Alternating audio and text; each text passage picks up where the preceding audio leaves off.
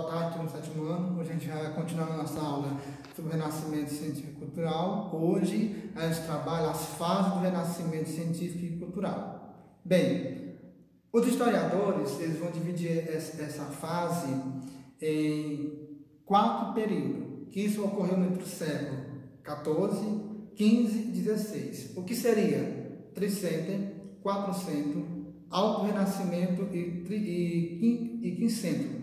Claro que cada um desse processo que dividiu a história, eles vão falar sobre isso, as suas características durante o momento que ocorreu lá na Europa, né, em toda a sociedade. Então, o Tricentro, ele ocorreu na cidade de Florência, né, localizada na Península Itálica. Claro que foram vários fatores específicos que veio causar esse Tricentro. Entre eles, a questão financeira que ocorreu nesse período e também houve, além da crise financeira, um certo desconforto na sociedade. Então, o que é que ocorre? A partir desse momento aí, lá na Península Itálica, os artistas não tinham como fazer as suas obras. O que é que vai ocorrer? Eu até falei para vocês nas nossas últimas aulas que uma boa parte da sociedade que não conhecia o Renascimento passou a conhecer após a explosão das pinturas dos artistas que começaram a fazer suas telas e botar nelas seus sentimentos, emoções, etc. O que é que ocorre? Esses pintores, quando eles iam fazer suas artes, eles usavam o tema do dia a dia, que está vivendo, algo intelectual, algo sobre a natureza, e iam colocando isso em suas telas jogando tinta. Claro, se você chegasse a ver uma tela de Michelangelo, a gente não ia entender o que estava dizendo, mas os especialistas, na hora que botavam o olho, diziam por que razão o pintor tinha feito aquela tela daquele jeito. A gente vai observar também que dentro disso, nesse momento aí, também vai explodir a literatura. A literatura ela vai ser um grande elo de ligação para o Renascimento, isso dentro do momento Tricentro. Ainda nisso, também, dentro do Tricentro, algo que vai também acontecer, vai ter as características típicas, afresco e petrarca. O que é isso? O afresco era um conjunto de 3 pinturas usados na moldura, na mesma tela que o pintor usava, usando as suas cores variadas. O afresco é o nome aos artistas George, que usava um tipo de obra, colocando ali não só os seus pensamentos, mas destacando o que vinha acontecendo nas grandes sociedades. O Petrarco era obra literária de alguns pintores, de preferência a questão da comédia, que é algo muito bom. E a gente observa aí nesse contexto que os artistas, eles começaram a trabalhar suas obras naturalmente, então era algo que vinha natural. Então, o Renascimento ocorreu de forma gradativa, mas também natural. O que é que ocorre? Essa fase renascentista, ela ainda havia apresentado uma ruptura do pensamento, onde a igreja, naquele momento, não aceitava algumas coisas que vinham sendo feitas pelos pintores. Mas a religião ela servia como um pano de fundo, como aqui o quadro. O que é que ocorre?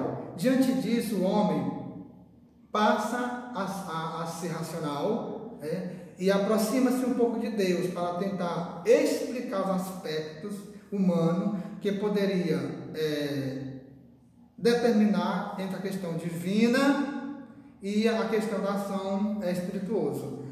Nas telas, os pintores, eles colocavam a beleza da arte, o pensamento que viviam, que embelezava a igreja e as cidades por onde passavam as suas obras.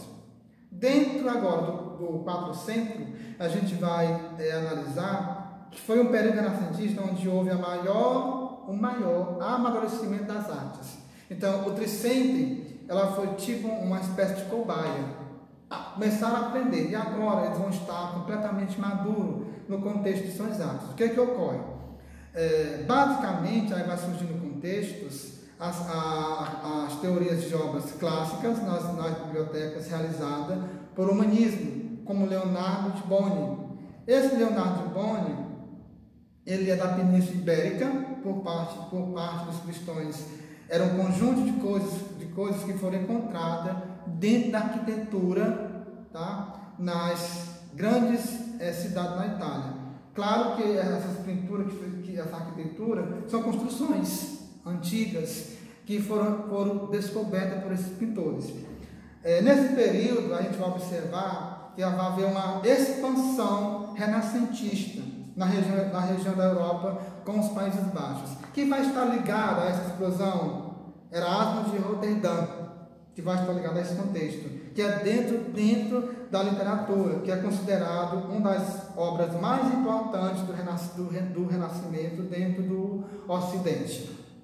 Diante disso, meus amores, vai surgir também nesse período, vai ficar marcado com uma fase de transição que vai influenciar a cultura em outros aspectos. Claro, na antiguidade vai surgir, por exemplo, os antigos grego-romanos, que é Platão e Cícero, e o Plínio.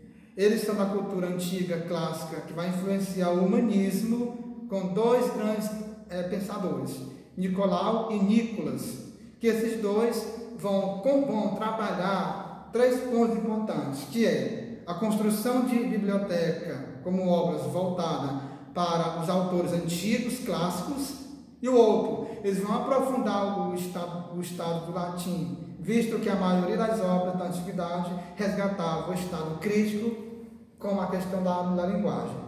O outro ponto, eles vão usar a arquitetura como um instrumento de inovação, mas um instrumento histórico, clássico, romano. O que é que ocorre? Outros fatores também vão ser importantes, como a filosofia, a matemática, a medicina, que são os 3 fatores também que vão ocorrer dentro desse renascimento do humanismo, que vai despertar o homem na filosofia a pensar, na matemática usar os cálculos, e na medicina cuidar de quem estava no decorrer dos tempos precisando. A gente também vai observar nesse contexto que vai aparecer a alta burguesia e a baixa burguesia dentro desse movimento. A alta burguesia, ela é a primeira a financiar todo e qualquer artista na época que eles percebem que vão ter um amadurecimento nas artes, mas que vão expandir esse conhecimento dentro da Europa e fora da Europa. O baixo burguesia já vai colocar a questão que não são muito de acordo com a questão do financiamento dessas obras, e que vai surgir a partir daí a arte gótica dentro do baixo burguesia. Então a arte gótica, ela vai atacar principalmente o romantismo na antiguidade clássica, que é o berço da concepção gótica que foi na França, tá? Então a gente observa aí que cada movimento vai ter os pontos positivos e os negativos dentro do contexto. Muito obrigado pela nossa aula de hoje e até a próxima.